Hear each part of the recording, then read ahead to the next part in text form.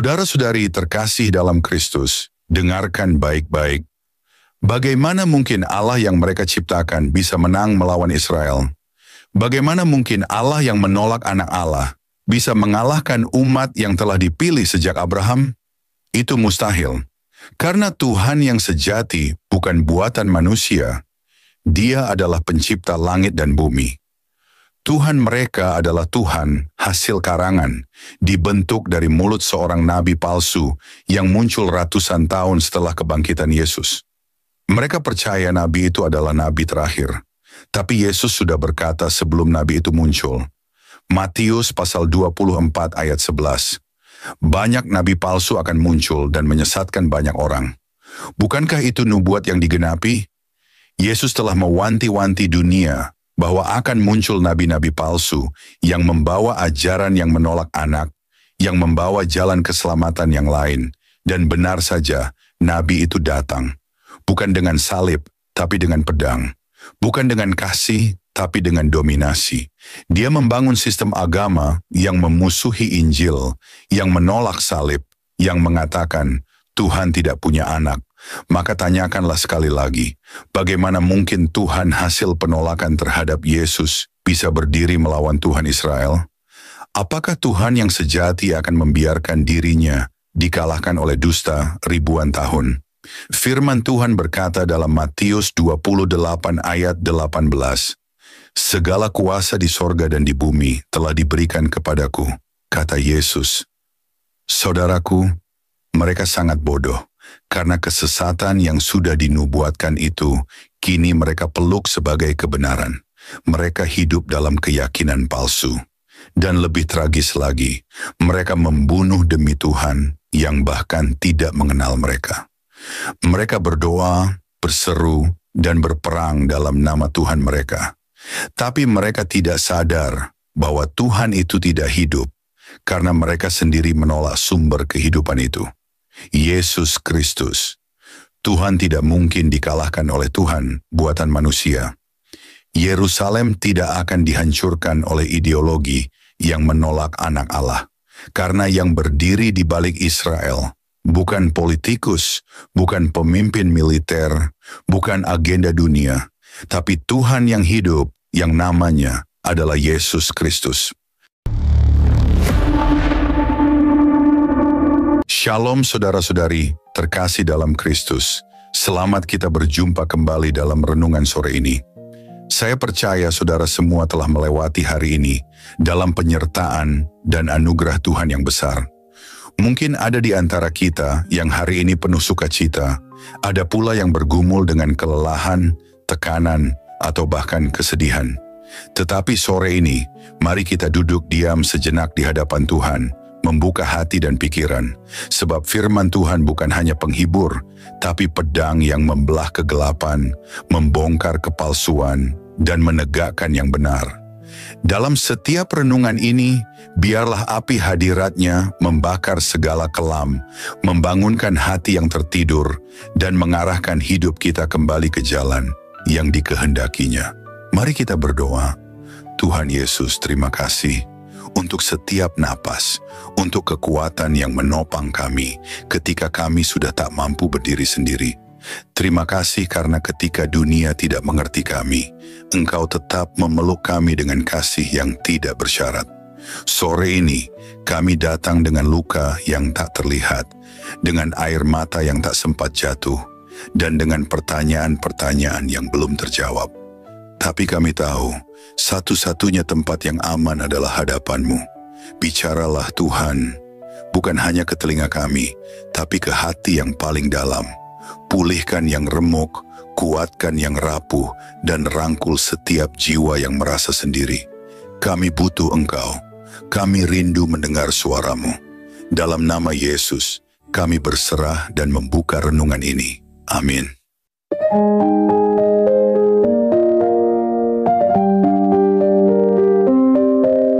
Allah mana yang memenangkanmu? Ketika langit dipenuhi rudal, ketika Yerusalem dikepung, ketika dunia menyaksikan konflik terakhir umat manusia, engkau harus bertanya, Allah siapa yang berdiri di sisimu? Apakah Allah Israel yang mengutus anaknya Yesus Kristus sebagai juru selamat dunia? Ataukah Allah yang menolak Yesus, menyangkal salib, dan menyebut kebangkitannya sebagai kebohongan? Karena di dunia ini hanya ada satu Allah yang hidup, dan dialah yang mengutus Yesus Kristus sebagai satu-satunya jalan keselamatan. Kini, mari kita lihat siapa Allah yang diagungkan oleh Iran. Mereka berkata mereka menyembah Tuhan, mereka mengangkat kitab, mereka menciptakan hukum-hukum agama. Itulah Allah yang mereka ciptakan. Mereka menolak Yesus sebagai anak Allah. Mereka menolak bahwa dia mati di salib untuk dosa dunia. Mereka menyangkal bahwa dia bangkit dan hidup. Dan karena itu, mereka menyembah Tuhan yang bukan Allah. 1 Yohanes pasal 2 ayat 23 berkata dengan tegas, "Setiap orang yang menyangkal anak tidak memiliki bapa. Barang siapa mengakui anak, ia juga memiliki bapa." Perhatikan ayat ini baik-baik. Mereka menyangkal anak. Mereka berkata, Tuhan tidak punya anak. Dengan kalimat itu saja, mereka telah menciptakan Tuhan versi mereka sendiri. Mereka membentuk Tuhan menurut keinginan nabi palsu mereka, yang menolak salib, yang tidak pernah melihat kebangkitan. Dan untuk menyenangkan Tuhan yang mereka buat, mereka pun menciptakan sistem bersujud 5 kali sehari berdasarkan jam. Bukan karena cinta, bukan karena pengenalan, tapi karena kewajiban tanpa hubungan. Mereka menolak darah anak domba, lalu menggantinya dengan ritual kering yang tidak membawa keselamatan. Yesus berkata dalam Yohanes pasal 14 ayat 6, "Akulah jalan dan kebenaran dan hidup. Tidak ada seorang pun yang datang kepada Bapa kalau tidak melalui aku." Jadi jika mereka menolak Yesus, apa yang tersisa? Mereka menyembah angin, mereka bersujud pada kosong, mereka membangun menara ibadah, tapi di dalamnya tak ada Allah yang hidup. Inilah peringatan keras. Jika engkau menyembah Allah tanpa anaknya, engkau sedang menyembah Allah yang salah. Jika engkau menolak Yesus, engkau sedang menolak Bapa. Mereka berkata, Tuhan tidak punya anak. Tapi firman Tuhan berkata, karena begitu besar kasih Allah akan dunia ini, sehingga ia mengaruniakan anaknya yang tunggal, supaya setiap orang yang percaya kepadanya tidak binasa, melainkan beroleh hidup yang kekal. Yohanes pasal 3 ayat 16. Karena pada akhirnya, yang akan menyelamatkanmu bukan jumlah sujudmu, tapi darah yang menebusmu. Dan hanya satu pribadi yang menumpahkan darah itu bagi dunia, Yesus Kristus. Karena pada akhirnya, dunia ini bukan hanya ladang politik, tetapi medan pertempuran antara kebenaran dan dusta. Tentang siapa Allah yang hidup dan siapa yang palsu. Dan peperangan terakhir ini bukan dimenangkan oleh nuklir, rudal, atau drone, tapi oleh siapa yang berdiri di sisi Tuhan. Alkitab tidak diam tentang perang ini. Tuhan yang selama ini dianggap diam akan bangkit dan bertindak. Tuhan keluar seperti pahlawan. Ia membangkitkan semangatnya seperti seorang pejuang. Ia akan berteriak, ia akan mengangkat suaranya, bahkan mengaum, dan akan memperlihatkan dirinya sebagai pahlawan terhadap musuh-musuhnya. Yesaya pasal 42 ayat 13. Bukan Iran yang akan membela Tuhan mereka, karena Tuhan mereka buatan lidah nabi palsu. Tapi Tuhan Israel sendiri akan membela umatnya. Zakharia pasal 14 ayat 3 menubuatkan, kemudian Tuhan akan maju berperang melawan bangsa-bangsa itu, seperti pada waktu ia berperang pada hari pertempuran. Hari itu akan datang, ketika semua bangsa mengepung Yerusalem, Iran sekutunya, dan mereka yang membenci nama Yesus akan bersatu melawan Israel. Tapi mereka tidak tahu, mereka tidak sedang memerangi sebuah negara. Mereka sedang memerangi Allah yang hidup. Lalu di mana Tuhan Iran saat itu? Dia tidak akan membela, karena dia bukan Tuhan. Dia bukan pencipta langit dan bumi. Dia adalah ciptaan lidah nabi palsu, produk dari roh yang menolak anak Allah. Tuhan yang tidak mengenal kasih dan tidak pernah menumpahkan darahnya sendiri untuk menebus manusia. Dia adalah karangan, ilusi keagamaan, simbol politik yang dibungkus dalam jubah kekudusan palsu. Dia tidak memiliki kuasa untuk mengusir kegelapan, karena dia sendiri lahir dari kegelapan. Dia bukan terang dunia, dia adalah refleksi dari kebutaan rohani, suara dari lubuk hati yang menolak terang Kristus. Dan pada hari itu, ketika pengikutnya bersujud dalam ketakutan, ketika mereka memukul dada mereka dan berseru, "Di manakah Engkau, ya Tuhan? Kenapa kami kalah? Kenapa Israel berdiri sementara kami jatuh?" Langit akan tetap diam. Tidak akan ada jawaban. Tidak akan ada pertolongan, tidak akan ada bala tentara surgawi yang turun bagi mereka. Karena mereka selama ini berteriak kepada Tuhan yang tidak ada. Karena mereka menolak satu-satunya nama yang memberi keselamatan. Karena mereka membenci anak Allah dan menjadikan musuh dari salib sebagai ilah mereka. Yeremia pasal 10 ayat 14 dan 15 berkata, "Setiap manusia menjadi bodoh dan tidak berpengetahuan. Setiap pandai emas menjadi malu karena patungnya, sebab patung tuangannya adalah tipu dan tidak ada nyawa di dalamnya. Semuanya adalah kesia-siaan, barang-barang yang ditertawakan. Semuanya akan binasa pada waktu hukuman datang. Dan waktu itu akan datang. Mereka akan berdiri di hadapan kehancuran, bukan karena Israel lebih kuat, tapi karena Tuhan mereka tidak hadir, karena mereka membela Tuhan yang tidak memiliki anak. Dan siapapun yang menyangkal anak tidak memiliki bapa. Mereka telah menggantikan Yesus Kristus dengan nabi mereka. Mereka telah menggantikan kasih dengan kebencian. Mereka telah menggantikan salib dengan pedang. Mereka telah menggantikan hubungan dengan ritus tanpa roh. Dan sekarang, ketika semuanya jatuh, ketika doa-doa mereka tak menembus awan, barulah mereka sadar, mereka telah menyembah kekosongan. Saudara-saudari, jangan menunggu sampai hari itu untuk menyadari bahwa hanya Yesus Kristus yang hidup. Jangan menunggu sampai langit diam, baru engkau merindukan suaranya. Karena yang akan menyelamatkanmu nanti, bukanlah nama agama, bukanlah banyaknya sujud, tapi darah anak domba Allah, Yesus Kristus. Saudara-saudari terkasih dalam Kristus, terima kasih sudah mendengarkan renungan firman Tuhan sore ini. Bukan suatu kebetulan jika saudara ada di sini saat ini.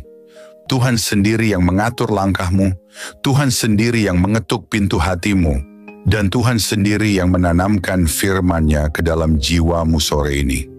Biarlah setiap kebenaran yang telah kita dengar tidak berhenti hanya di telinga, tetapi menembus hati, mengalir dalam pikiran, dan diwujudkan dalam perbuatan. Renungan ini bukan hanya perenungan, ini adalah panggilan. Panggilan untuk bertobat, panggilan untuk kembali, panggilan untuk bangkit, dan berjalan dalam kebenaran yang sejati. Karena kita tidak tahu berapa banyak sore lagi yang Tuhan izinkan untuk kita. Kita tidak tahu apakah esok masih milik kita. Tapi hari ini, sore ini, adalah anugerah yang tidak boleh disia-siakan. Mungkin ada banyak hal yang belum saudara mengerti, banyak luka yang belum sembuh, banyak doa yang belum terjawab. Tapi percayalah, Tuhan tidak pernah tutup telinga terhadap jeritan jiwa yang jujur, dan tidak pernah tutup mata terhadap air mata yang jatuh dalam diam. Tinggallah dalam kasih-Nya, berjalanlah dalam terang-Nya, dan peliharalah imanmu sampai akhir. Sore ini mungkin telah berakhir, tetapi firman yang telah tertanam dalam hati kita, biarlah itu terus tumbuh, menguatkan, menyucikan, dan membentuk kita menjadi serupa dengan Kristus. Bukan hanya hari ini, tapi sampai hari di mana kita bertemu muka dengan Dia yang kita imani. Jangan lelah melakukan yang baik. Jangan menyerah meski badai belum reda. Tetaplah percaya bahwa Tuhan tidak pernah melepaskan tangan-Nya dari orang-orang yang berharap kepada-Nya. Sampai jumpa di renungan firman Tuhan berikutnya. Tetap setia, tetap menyala dalam kasih. dan tetap berjalan bersama Sang Gembala Agung, Yesus Kristus yang hidup dan akan datang kembali. Tuhan Yesus memberkati saudara semua. Mari kita berdoa. Terima kasih Tuhan Yesus. Terima kasih untuk sore yang penuh anugerah ini. Untuk setiap napas yang masih Kau izinkan berhembus dalam tubuh kami. Untuk setiap detik yang Engkau beri, agar kami bisa duduk diam di hadapan-Mu, mendengarkan suara-Mu melalui firman yang hidup, yang menusuk hati, yang mengguncang jiwa, namun juga mengobati luka dan mengangkat kami dari kejatuhan. Tuhan Yesus, sore ini kami datang bukan hanya membawa telinga kami, tapi membawa seluruh keberadaan kami ke hadapan tahta kasih-Mu. Kami datang dengan hati yang kadang kotor, pikiran yang sering goyah, dan semangat yang mulai padam. Tapi firman-Mu sore ini membangkitkan kami kembali. Engkau berbicara bukan hanya lewat huruf dan kata, tapi lewat roh yang menghidupkan. Kami tahu Tuhan, seringkali kami mengabaikan suara-Mu. Kami terlalu sibuk dengan dunia, terlalu sibuk mengejar yang fana, hingga lupa bahwa Engkaulah sumber kehidupan sejati. Namun hari ini kami diingatkan lagi bahwa tak ada satu pun dalam dunia ini yang lebih berharga dari hadirat-Mu. Engkaulah mutiara yang mahal, harta terpendam yang layak kami tinggalkan segalanya demi mendapatkannya. Ajari kami untuk mencintai-Mu lebih dari segala yang kami miliki. Terima kasih karena firman-Mu menegur kami, bukan untuk menghancurkan, tetapi untuk membentuk. Karena Engkau tidak membiarkan kami larut dalam jalan yang salah, namun menuntun kami kembali ke jalan yang sempit, jalan salib, jalan pengorbanan, jalan kebenaran. Tuhan Yesus, sore ini kami mengangkat tangan dan hati kami kepadamu. Segala yang telah kami dengar, biarlah tidak hanya tinggal dalam pikiran, tanamkan itu dalam hati kami yang paling dalam. Ubah kami mulai dari dalam, jadikan kami pelaku firman, bukan hanya pendengar setia. Berikan kami hati yang lembut, hati yang sanggup menerima koreksi, dan tidak lari dari cahaya-Mu saat dosa kami disingkapkan. Ajari kami mencintai kebenaran, meski kebenaran itu menyakitkan. Ajari kami berjalan dalam kasih, meski dunia membalas dengan kebencian. Tuhan, jadikan kami terang di tengah kegelapan, garam di tengah kebusukan dunia ini. Dan ketika nanti malam datang, dan kesunyian menggantikan keramaian, biarlah firman-Mu terus bergema dalam hati kami. Biarlah suara-Mu lebih nyaring dari hiruk-pikuk dunia. Dan ketika kami tidur malam nanti, biarlah kami tidur dalam pelukan kasih-Mu, dengan hati yang sudah dipulihkan, jiwa yang sudah disegarkan, dan semangat yang kembali menyala untuk berjalan bersama-Mu besok pagi. Tuhan, kami tahu hari-hari ini tidak mudah. Kami hidup di zaman yang gelap, di zaman di mana kebenaran dikompromikan, iman diperjualbelikan, dan kasih menjadi dingin.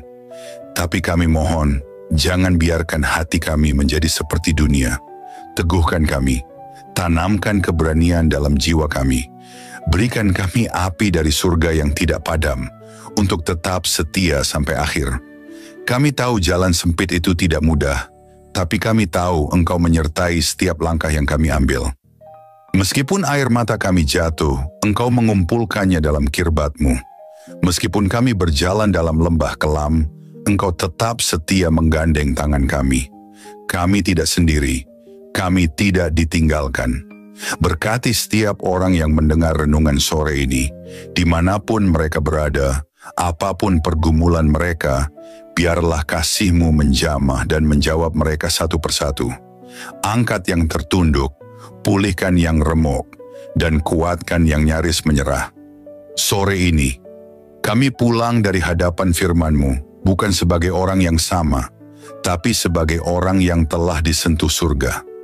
Kami pulang dengan damai, kami pulang dengan harapan baru, kami pulang dengan keyakinan bahwa Engkau tetap berdaulat di atas segala hal yang tidak kami mengerti.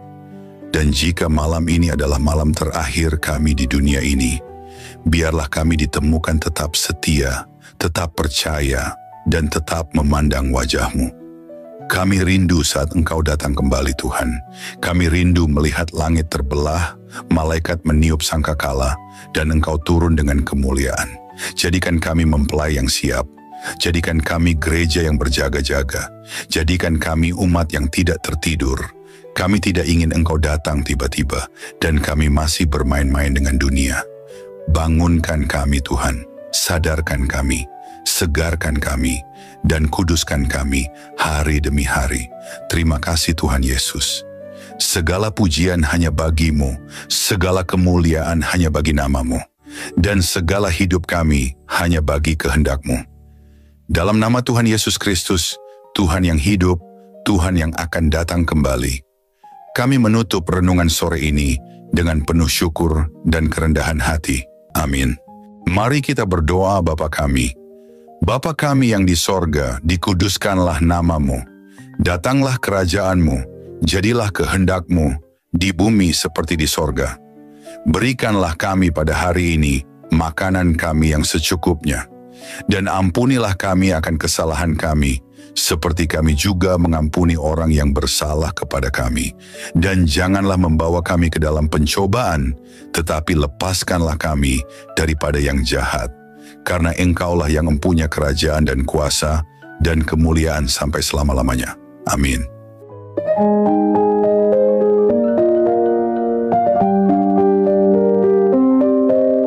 Saudara-saudari terkasih dalam Kristus, terima kasih banyak atas kesetiaan saudara-saudari mengikuti renungan firman Tuhan sore ini sampai selesai. Semoga setiap firman yang telah kita dengar, setiap pesan yang telah menyentuh hati, dan setiap doa yang telah kita panjatkan bersama, sungguh-sungguh menjadi kekuatan dan penghiburan bagi hidup saudara di hari-hari yang penuh tantangan ini. Kiranya firman Tuhan hari ini menanamkan keberanian dan keyakinan dalam hati kita semua, bahwa tidak ada keadaan yang luput dari kuasa Allah. Dalam kegelapan dunia yang semakin pekat, marilah kita tetap menjadi terang yang memancarkan kasih, kebenaran, dan pengharapan yang hanya datang dari Tuhan. Jangan pernah menyerah, sebab Tuhan berjalan bersama kita, menuntun langkah kita, dan membukakan jalan saat kita merasa terjebak dan buntu. Ingatlah bahwa di setiap pergumulan ada pertolongan Allah yang siap datang, dan dalam setiap tangisan ada penghiburan yang dari surga. Kami mengajak saudara-saudari untuk terus membagikan berkat ini kepada orang-orang yang membutuhkan. Jangan ragu untuk like, subscribe, komen, dan bagikan renungan ini. Dengan begitu, berkat firman Tuhan dapat menyebar luas, menjangkau lebih banyak jiwa yang haus akan kasih dan kebenarannya. Teruslah teguh dan kuat dalam iman, jadilah saksi hidup yang membawa damai dan sukacita dari Kristus dimanapun saudara berada. Jangan lupa untuk tetap membuka hati dan pikiran dalam setiap renungan berikutnya, karena Tuhan masih punya banyak firman yang luar biasa untuk diberikan kepada kita. Sampai bertemu lagi di renungan firman Tuhan sore berikutnya, dengan harapan dan doa agar Tuhan selalu menyertai langkah saudara-saudari semua, melindungi, memberkati, dan menguatkan dalam setiap keadaan. Tuhan memberkati, amin.